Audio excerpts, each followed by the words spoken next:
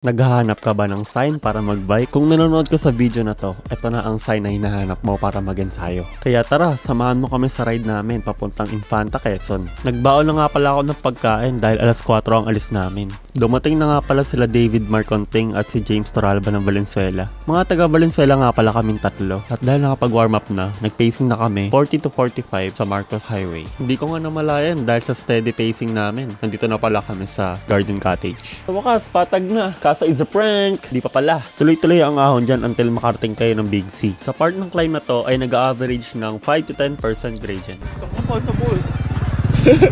Pwede na pawis ah. Uy! Tapon. Nahihirapan ako.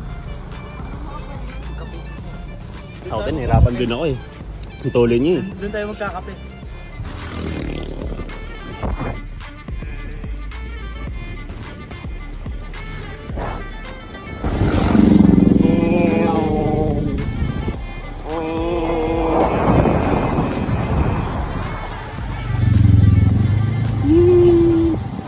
Kung kanina buko, ngayon itlog naman. Hindi na rin kami nagtagal sa second stopover namin at agad-agad kaming dumiretso. At dahil first time ko lang makadaan dito, hindi ko na alam kung anong lugar na tong dinadaanan namin. Napansin ko nga lang pala sa ruta mula sa second stopover namin hanggang Infanta. Pakyat at pababa nga pala ang ruta. Kaya hindi ka masyadong malalaspag kasi may pahinga ka. Okay na okay din mag-ensayo dito kasi hindi siya ganun kainit. And also, madami rin puno.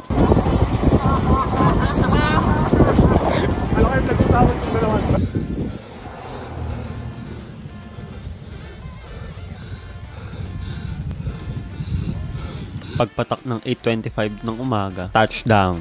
Nandito na kami sa Infanta, Laguna. Mula Valenzuela hanggang Infanta, Laguna, 93.2 kilometers ang binahe namin at ito ay tumatagal ng 4 hours and 10 minutes sa average na 22.3. Mukhang gogi na hindi. Tatalo ako. Let's go guys! 30 minutes ago. Dali, anong oras na? Anong oras tayo, Alice? Mga ano na, 10:30 minutes ago.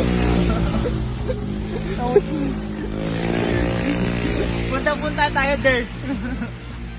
Makikita mo dito kung sino pagod eh, oh. Paano paglagay ng bike? Kuya, pwede pa biyak? Yan, oh.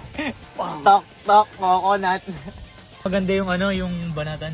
Pwede to pandikit ng sapatos. Kaso mo. Tawag ng rugby. Pero ang sarap.